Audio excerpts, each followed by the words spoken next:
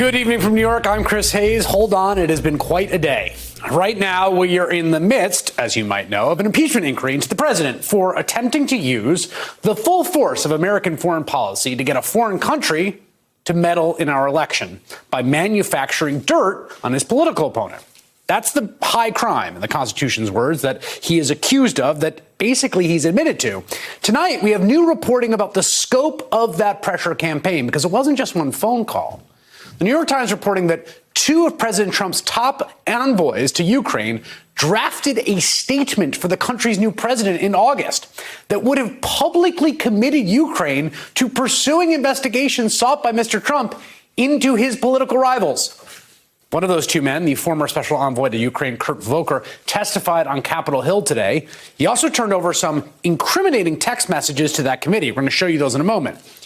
But this all comes on a day when the president repeated his crime publicly. He went before the cameras and in full view of all of us. He once again attempted to use the force of American foreign policy to get foreign countries to meddle in our election by manufacturing dirt on his political opponent. Mr. President, what exactly did you hope Zelensky would do about the Biden after his phone call? Exactly. Well, I would think that if they were honest about it, they'd start a major investigation into the Bidens. It's a very simple answer.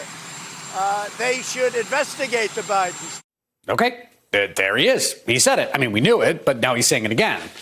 A reminder that President Zelensky, he's the new president of Ukraine, the country that the president personally withheld nearly $400 million in aid to while he pressed Zelensky to conduct that bogus Biden investigation. Just to be absolutely clear about what's happening here, because there's a lot of forces trying to confuse you, Trump is caught. The people here have all been caught in this corrupt abuse of power. They've tried to throw a bunch of dirt in all our eyes, but it isn't working. So now they're doing the only thing that is left to them, which is to say, yeah, we did it. We're still doing it. So what? And Trump isn't just admitting to what is, to my mind, an unquestionably impeachable offense. He's not just doubling down, he's actually escalating. Today, out of nowhere, he said he also wants China to investigate the Bidens.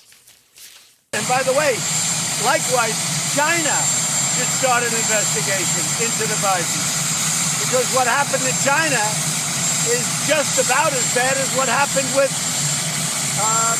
Ukraine. Okay. Now, China is in the midst of a U.S. trade war, and in fact, Chinese delegations coming to the U.S. next week for trade talks. It is a trade war which the Chinese would very much like to end because it's hurting their economy, just like it's hurting our economy.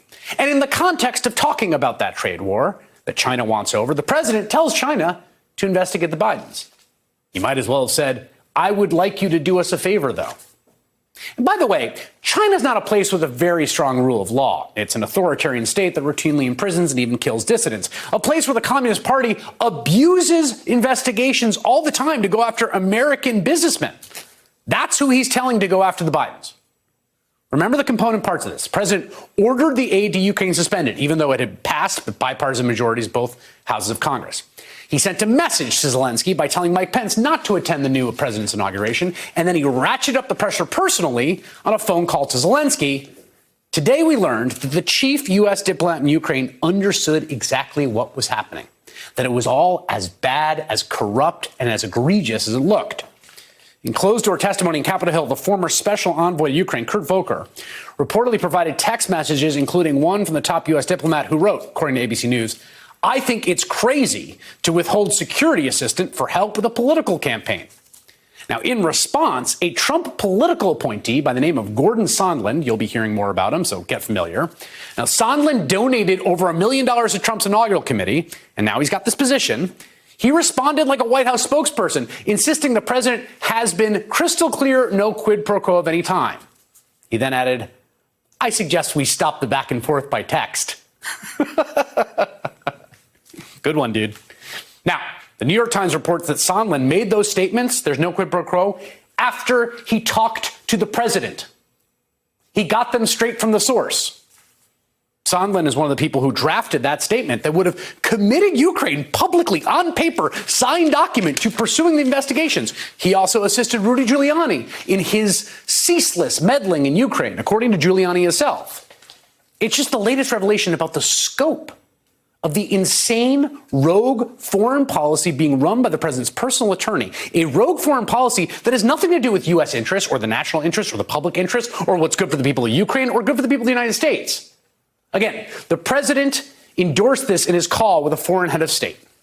And we now know that Giuliani sent a packet full of lies to the State Department to smear U.S. ambassador that, according to the Washington Post, he even consulted on Ukraine with none other than imprisoned felon and former Trump campaign manager Paul Manafort by a lawyer.